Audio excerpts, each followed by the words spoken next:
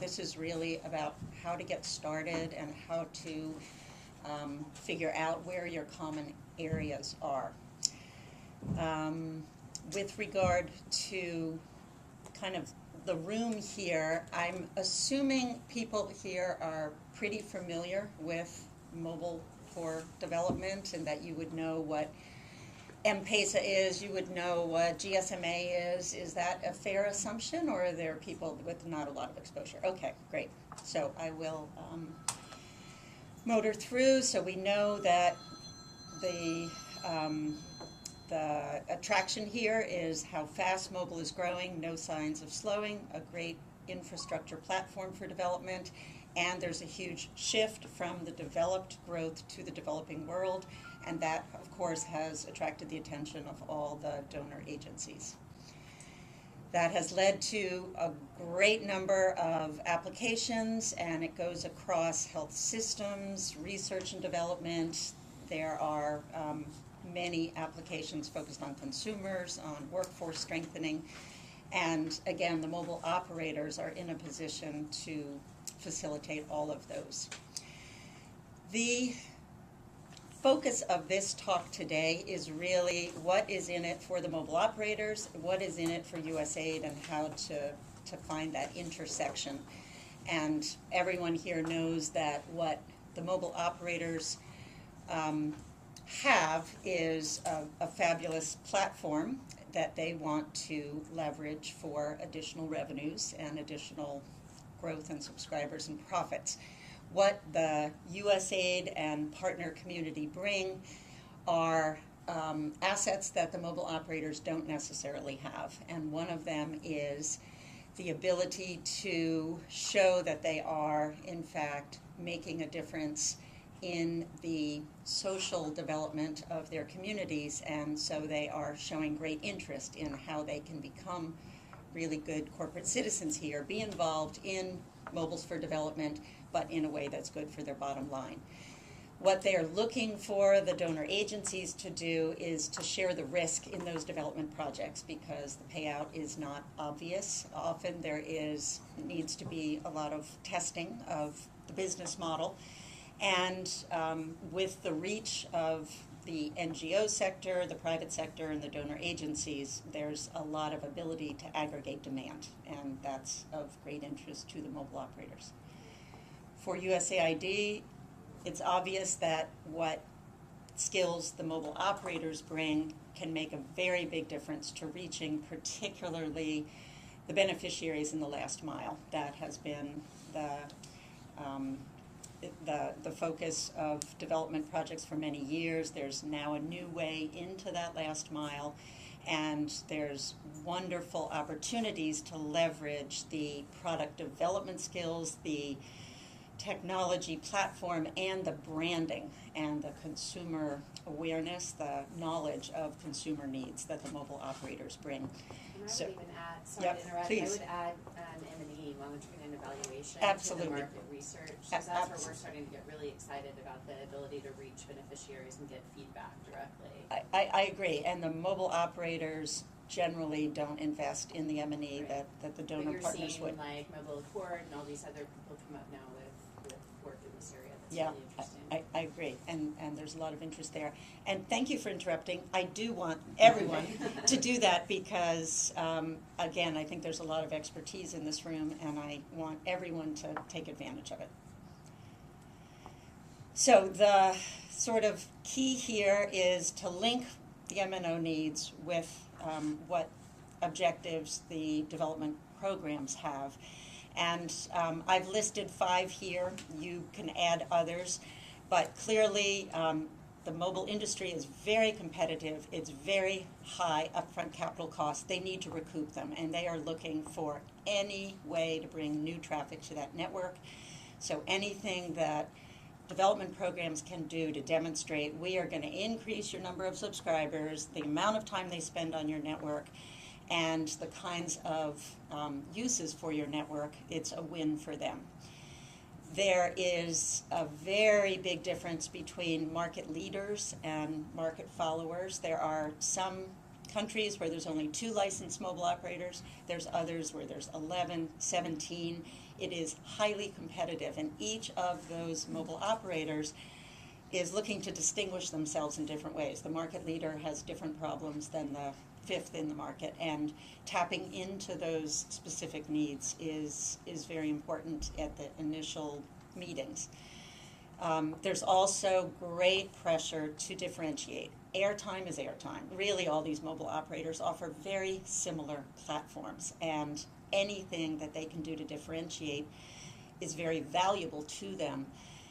That has a lot of tension for development projects when they want to make things available on all the networks, and I'll go into more detail about that. But there is also in there pressure to differentiate a very fast product cycle, and it often does not match our 5-year project cycles, and there's a lot of disconnect there between how quickly they move on and how quickly we don't.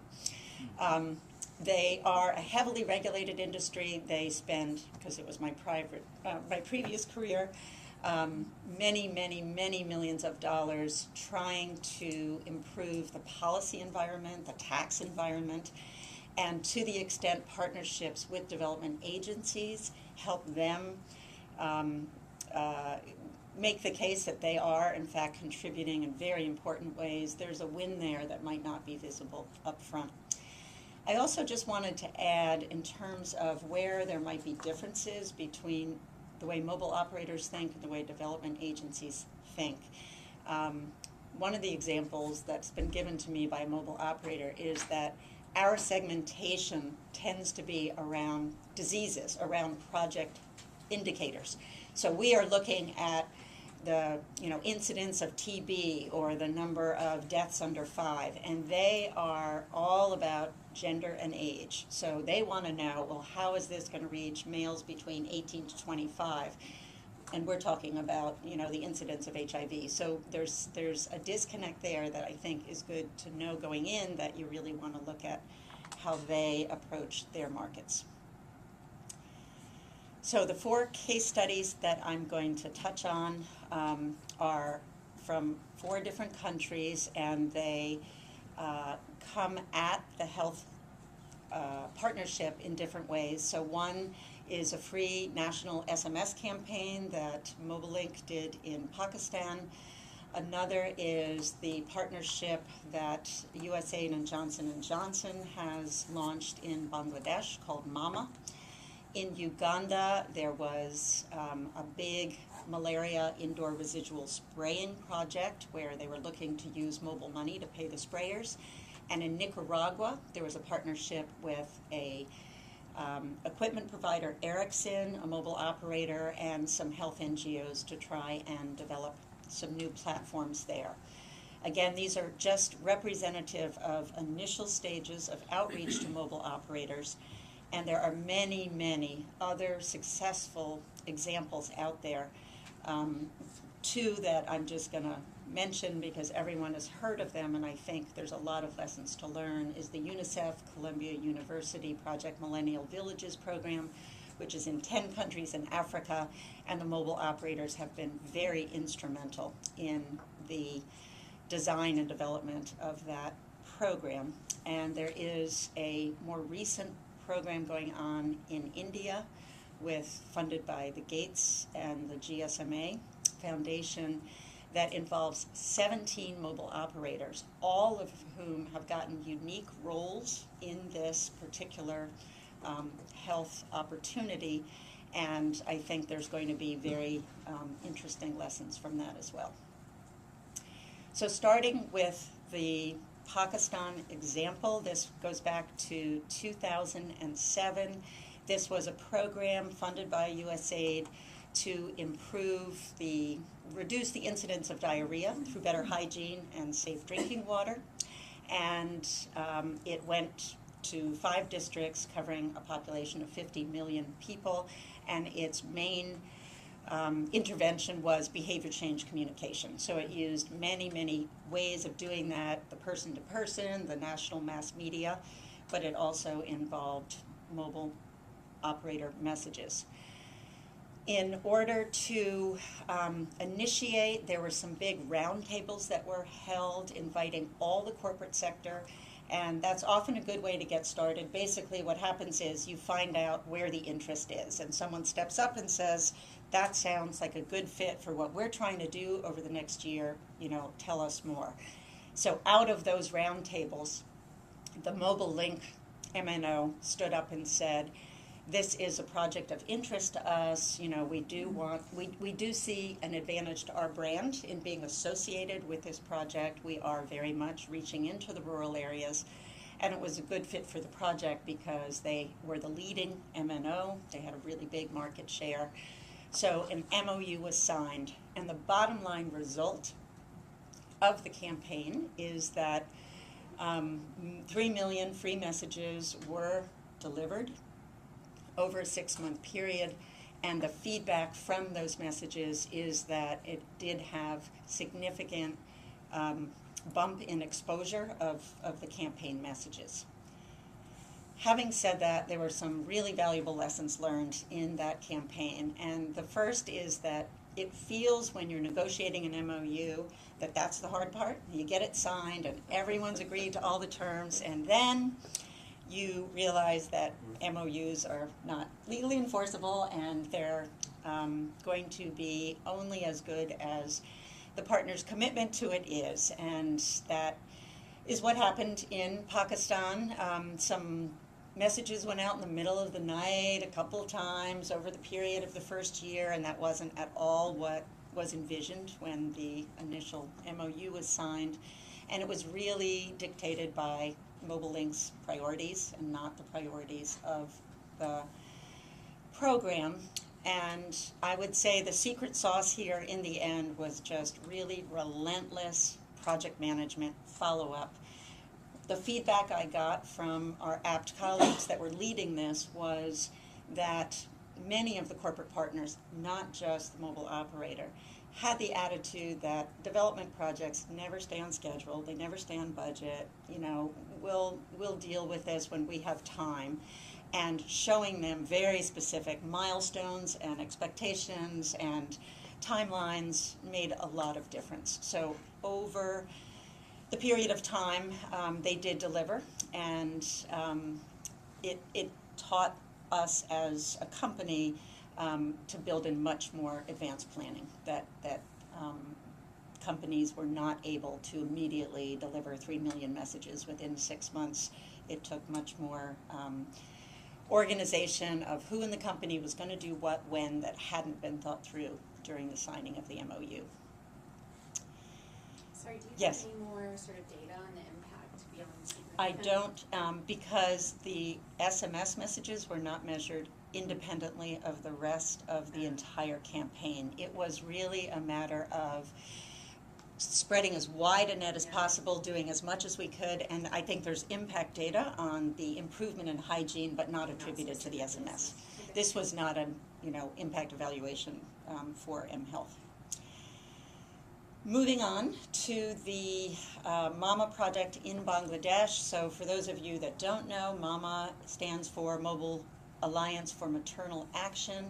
It is initiated by USAID. It then launched into a broader partnership with Johnson & Johnson, the mHealth Alliance, Baby Center, and the UN Foundation.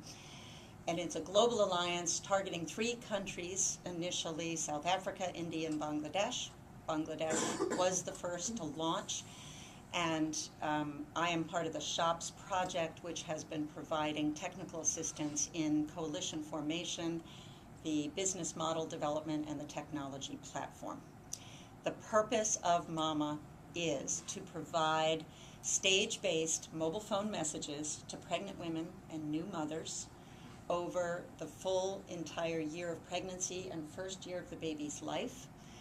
And its overall goal is to reduce maternal and newborn mortality and morbidity through these behavior change messages. Text messages or voice? It is market by market. In South Africa, it's actually going to be mostly web-based, and in Bangladesh, it's going to be mostly voice-based because of literacy and language on the mobile phone challenges. Some of the important guiding principles for MAMA that helped dictate the negotiations with the mobile operators were that, number one, USAID was providing catalytic funding, but it was very much locally owned, designed, implemented, funded, and championed. So a local NGO is the owner of Bangladesh MAMA, and the government is the leader of the content development. The government has been absolutely an equal partner in making this happen through the design initiated by USAID. Another very key element here, which differentiates it from what we were trying to do in Pakistan, is that this is a commercial service, fully sustainable in the long term through user fees. This is not free messages to women. The idea is that with a small user fee, the women would, in fact, value the information more potentially, and there is deep research going on with willingness to pay. And if there is a sub-segment of the women who absolutely have no ability to pay, there will be subsidies, but that there will be mainly paid services. How do they pay? It's charged through the mobile phone, so it's Okay, yes, please. Value added. Is it a value added?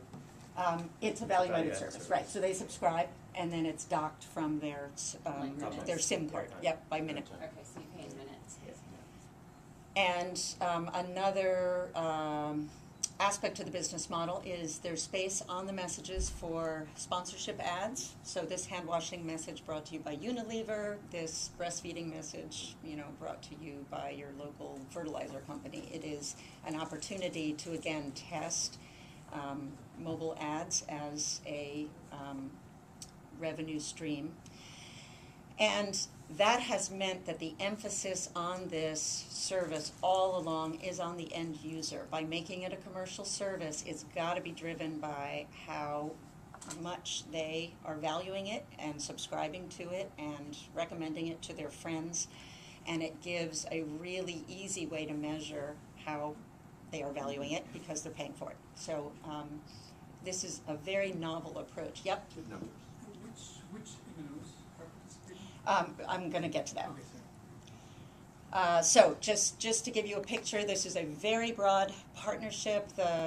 There's the local coordinating NGO, there's technology partners that are doing the software, there's media partners that are doing the branding strategy, there's corporate sponsors that are helping to fund it in the initial stages. Very important partners are the outreach partners. The way women are enrolling in this, by and large, is through trusted health mediators that are the community health workers going door to door, visiting pregnant women and saying, oh, have you heard about this service? Let me help you enroll.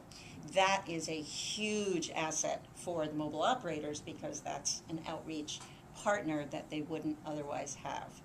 There is also a very strong focus for this initiative on M&E, a impact evaluation using randomized controlled design is going to be done over the next 2 years, baseline, end line, to determine are these text messages in fact changing behavior. So then to get to the, so the way the service works is expectant or new mothers enroll. They get 2 messages per week, and the messages span anything that would be of interest to them during pregnancy and newborn care. So it's nutrition, it's access to immunizations and antenatal care, it's family planning, all the health content. Formative research was done in Bangladesh before this was launched, asking women what information they wanted, and sexual and reproductive health information was absolutely at the top of their list. This was an unmet need in rural Bangladesh. So to do the initial outreach, there was a very big push by the U.S. ambassador in Bangladesh who reached out to all the corporate sector and said, let us tell you what we are trying to accomplish, and please tell us if this is of interest to you. And all the mobile operators were invited, so it was a way to, again, gauge interest. And then individual meetings were held. There are 6 licensed mobile operators in Bangladesh, and the focus in all of our pitches was, this is not philanthropy. We are not looking for CSR. We are looking for a business partnership. You know how to develop successful value-added services. We're trying to launch one. We want your skills, we want your partnership, and we will bring assets to the overall initiative. The reception from Grameenphone was the warmest, and there were various reasons for that. They are the largest provider in the market. They saw the international acclaim that might be coming out of this with all of the big names, and they wanted to be first out of the gate. They had a very active CSR department that worked closely with the business units, and so we did meet first with the CSR department, and they said, oh, I used to work at Save the Children, oh, I used to work at CARE, so they had a lot of knowledge about the development goals that we were laying out, and they also had already developed a very similar service, which was text-based and had gone nowhere because they didn't have the budget to advertise it. So they were very excited that we were bringing in all these partners to develop a more robust service model. The other operators that we met with initially included Banglalink, Robi, Airtel, all said, that sounds like a wonderful opportunity. If you give us exclusive partnership rights, we're interested, but if you're going to make this available to all the operators, there's nothing in it for us. Because these were all the catching up to Grameenphone, so they're very driven by how can we differentiate ourselves, and therefore did not want anything that was going to be long-term available to all the operators in the initial conversations. So the bottom line result is that after all these great conversations with the CEO from Grameenphone and the various stakeholders in the meetings we had, USAID made a very big ask. They said, we would like you, Grameenphone, to contribute $250,000, $250,000, and in exchange, and that could be cash or in kind, give us your marketing, give us your point of sale, visibility, and in exchange, you will be given very high visibility in the marketing of the Mama initiative. So you will be on the billboards, you will be on the dais with the Prime Minister at national launch. This will be a big recognition for you.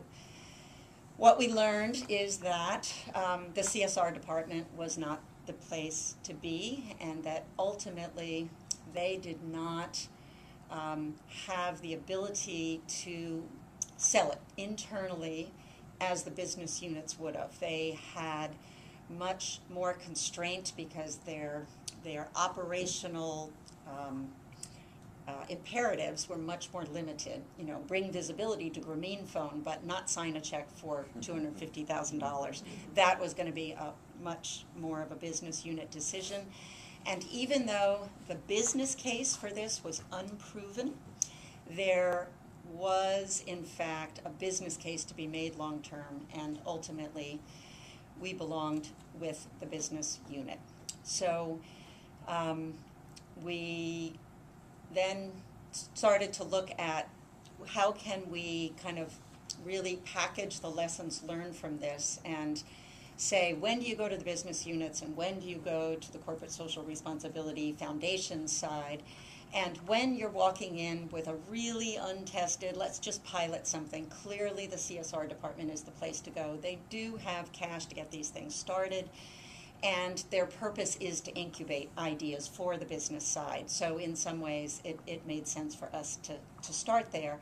And if it's going to be a loss leader, Mama Bangladesh may very well lose money. This is all a very big experiment. It's better for tax reasons for them to have funded it through their foundation, right? It's just going to be a loss leader for them. On the other hand, if you go to the business units, it is going to be a much faster process for getting to market. It took us months and months and months of going back and forth with the CSR department, and the business units, once we ended up there, were much more responsive. They offer the assets of the company, and that's really where we want it to be. But they do need metrics, right? They want to know, so why do you think you can get 1 taka per call? Where's your market research on that? And where is your data that shows you're going to grow to 50,000 users and then 200,000 users? The goal of Mama Bangladesh is 500,000 subscribers within 3 years. And that sounded good to them, but where's the data? And that's what we're in the process now of developing.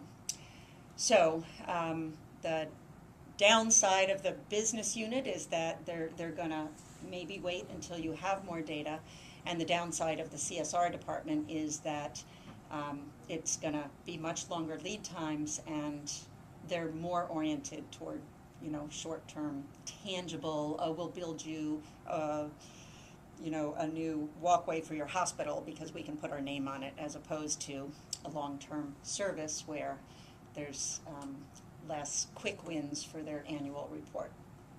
The second topic I just want to develop a little bit more here with our Bangladesh experience was the issue of exclusivity and how important it is to mobile operators. And we assumed with Grameenphone that giving them a 1-year exclusive partnership and then letting the other mobile operators be part of the partnership after a year would have been worth a lot to them. And it was a good selling point, but in the end there was a very important lesson that we learned, that by doing that we were actually going to be developing a service that was going to not work with all the operators, because until we started to dig in, we didn't realize how many technical differences there were in the 6 companies there. So, for example, in 3 of the cases, the mobile operators did not have the capacity to charge for terminating a mobile call. And because we were pushing these messages to the women, we needed the subscriber to get docked when they received the message that they had paid for. But in fact, mobile termination was only available with 3 of the operators. So unless we were partnering with all the operators during the pilot stage, this wasn't going to be a platform that could go to national launch.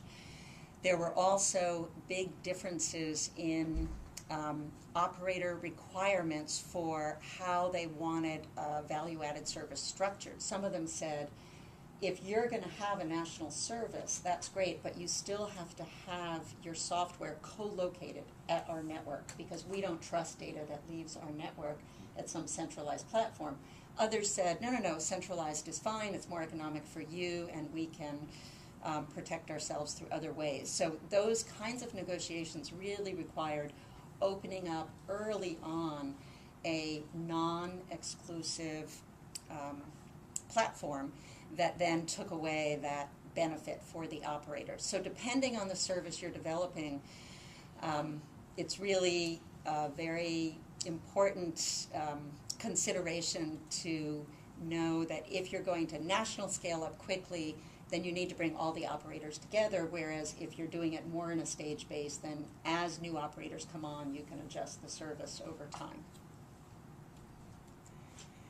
So finally, on Bangladesh, where we are is we are negotiating commercial agreements for connectivity with all 6 operators and spending as much effort as we can to find some way to keep them interested.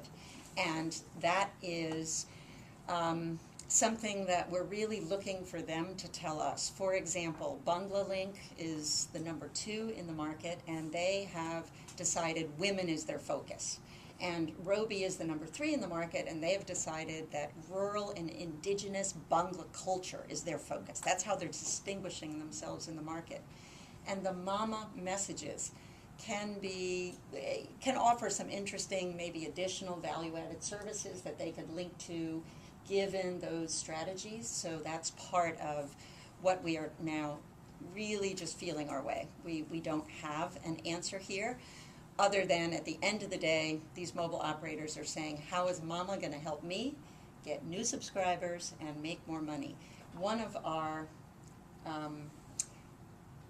assumptions is that if women fall in love with the mama service, and so far in our pilot, many women are given very positive feedback. These are very high production value messages.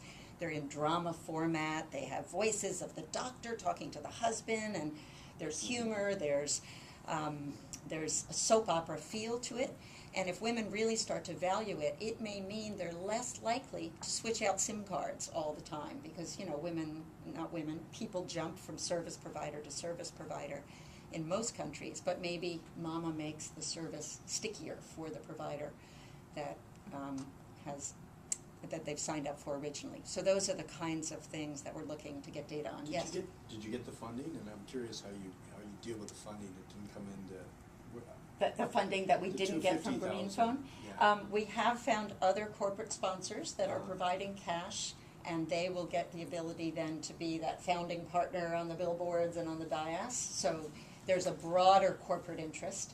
So the mobile operators were not the right cash partners. They were... How do you manage the cash? I mean, does it go into a paid project or it's going to... Yes, so the owner of this Mama Bangladesh is an NGO named DNet, and they are setting up a separate account that will have all the sponsorship, advertising revenues, user fees, together with the grant funding from USAID. How long did it take to go from the initial overture to the CSR department to disseminating information in the pilot? 11 months. 11 months. Yeah. And that is not a long time in some worlds, but for this initiative, which had very aggressive deadlines and expected results very, very quickly, it was seen as a very painful delay. Yeah, we would never expect results quickly. I don't know why that would happen. But it is, I've been in other projects where they expected it to take a year to do partnerships, and this really was expected to happen very, very quickly. So moving on to the third example, so this is a completely different kind of MNO partnership, much smaller. This is a typical for development projects pilot of how can we bring together the mobile and health side to create a platform to improve the ability of a rural health clinic to track their pregnant patients.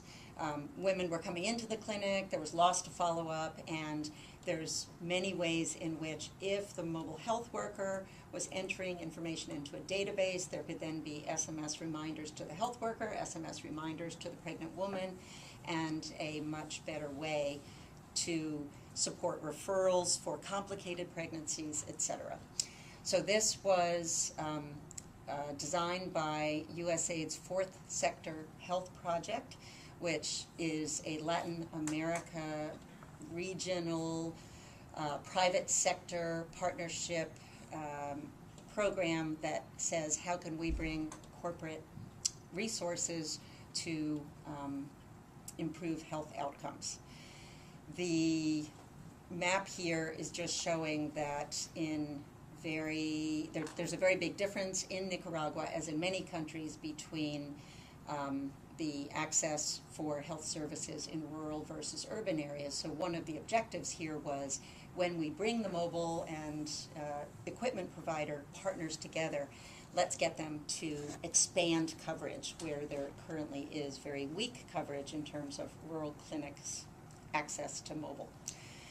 So the partner that we approached was Enitel. Nicaragua is a 2-operator market. Enitel is the largest operator. We went to them, explored their interest, and they said, yes, it sounds very promising. There's 2 things they wanted. One was to work with the Minister of Health and see if they could be the main provider of value-added services to the Minister of Health. Clearly, this would get them working directly with the health clinics. And they had certain applications they were looking to do test cases for, so we were bringing in some interesting opportunities there. And so they signed an MOU saying that they would subsidize the airtime charges, they would provide the mobile phones, and they would expand coverage to rural areas for wherever the pilot location was going to be. One of the typical things that happens in partnerships is turnover, and we had a very, very passionate champion at the mobile operator, and he got promoted to the regional level, and suddenly the whole thing flagged. There was no champion stepping in behind him, so when the project went to the team and said, okay, we need the 65 phones now that you promised in this MOU, or you were going to subsidize. It was like, oh, well, we don't really have a plan for that, and there was a great amount of delay. So the lesson there, obviously, is now learned that MOUs should be very specific, and ours was not, about when these assets would be contributed and by whom and with what milestones. And we needed much more hand-holding than we had budgeted. I think that's true of many partnerships that failed. There was a need for inviting the Enatel staff to the site. There was a need for many more stakeholder meetings just to make sure that there was buy-in deeper than the one champion that we had. The second lesson is that given the reduced appetite to kind of be part of this project, they lost interest in building out a rural area where there was no actual business case for them to get their investment back. The reason the rural area didn't have built out in the first place is because there was very low demand, and the demand that we were going to be creating was not going to make enough of a difference. So the key lesson there is just adaptability. So we went to where there was already infrastructure and said, all right, what do you want to learn in Intel to make it attractive to you? And they said, well, it would be interesting to us to try some voice data applications. We've been wanting to do that. I said, great, that's what we're going to do in this clinic. Thank you for donating the phones and the airtime, and now we will, help you design that. The Ericsson partnership was very instrumental here. They really were the ones that approached USAID initially and said, we have resources to bring, and what we want is to be closer to our customer, and that's Enatel. So USAID, if you could broker a deal with Enatel and Ericsson and then a health partner, then it's a win for Ericsson. So that was kind of how the partnership got formed, and ultimately, coming back to your point, I think one of the things USAID is going to be able to deliver out of this is the ability to evaluate it in at the end of it, so that Ericsson can then go to their regional and global people and say, through our very small investment in Nicaragua, we were able to show these benefits, and this is how we can replicate this in other markets. And the final lesson, I'm going to move on to Uganda because I want to leave some time for discussion here.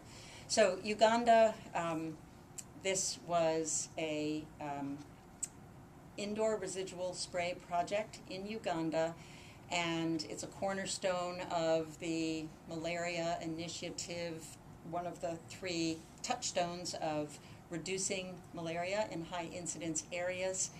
It was a 3-year program, and it is a very labor-intensive activity. 80% of every dwelling in 5 districts is sprayed twice a year, house to house, and that required literally thousands and thousands of sprayers.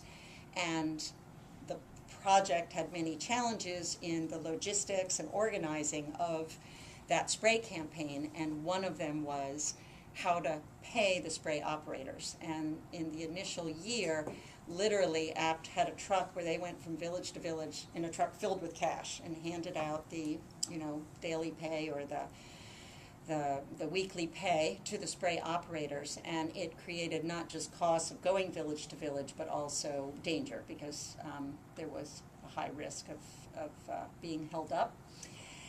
And therefore, there was an initial, because this was back in 2008, and M-Pesa had taken off in Kenya, and the Philippines had long introduced mobile money, but it was not yet widely available in Uganda. So a bank stepped up and said, we have an armored mobile teller truck. We will go from village to village for you and hand out the cash. But that was a high per transaction cost of $1 every time they handed out cash. So again, it was cheaper than app driving the truck around, but with mobile money, it looked like there would be a more cost-effective solution.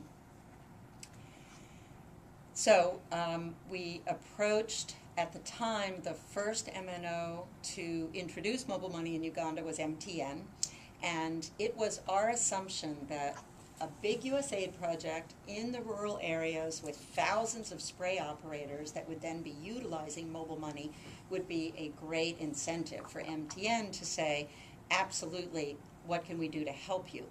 And I think today, if we were to walk into MTN, they would have jumped on this. But in early 2010, they weren't ready. They had a lot of infrastructure still being built out in the cities where the return was higher. And what we needed in the rural areas where the sprayers worked was agents that would be, in fact, have the infrastructure that MTN makes available to agents to say, here's how you get the cash in and put the cash out. And those agents were not yet in place, and our project did not have scale enough to interest them at that time. So I think that was just a lesson in understanding, you know, where the mobile operators are in any particular service where you're looking to partner. The mobile teller option for us with the banks has remained the option that we've used, and we've scaled it up for the rest of Uganda. And I think one of the things, and our friends here from the Philippines, I'm sure, have more stories to tell, that the mobile operators are very anxious to own that mobile payment space, but the banks are also working very hard to be there first. So that kind of competition is good for projects looking for cost-effective solutions in M-payments. But I think that's going to be really over the next 2 years coming up. So my final slide is to say that the details that I've talked about here today are not unique to mobile operators. Partnerships always need to be nurtured, and expectations need to be really clear up front. MOUs need very directive language. Setbacks are universal, and there's always going to be a need for adapting. There are many other case studies that I did not talk about here. I'm just going to throw out one more example that I thought was very innovative. There is a mobile savings project in Kenya called Chamgamka, and they work with M-Pesa to create a wallet on your mobile phone so you can save for health events. This is particularly targeting pregnant women. And M-Pesa makes that happen, but they also do a cost for the women topping up in their M-Wallet. So Chamgamka went to Orange, which is we are looking to be, the next Safaricom, and said, will you do it for us cheaper? And Orange said, we will make it free for women to top up, and if you help us sell Orange subscriptions, we will help you sell Chamgamka subscriptions. So they became agents of each other in a partnership that, again, is looking to grow both of their businesses. Those examples are in literally every country, so there are endless innovations happening out there, and I just wanted to share the ones that I've been involved in, and now I would love to hear from others that have other examples to share as well.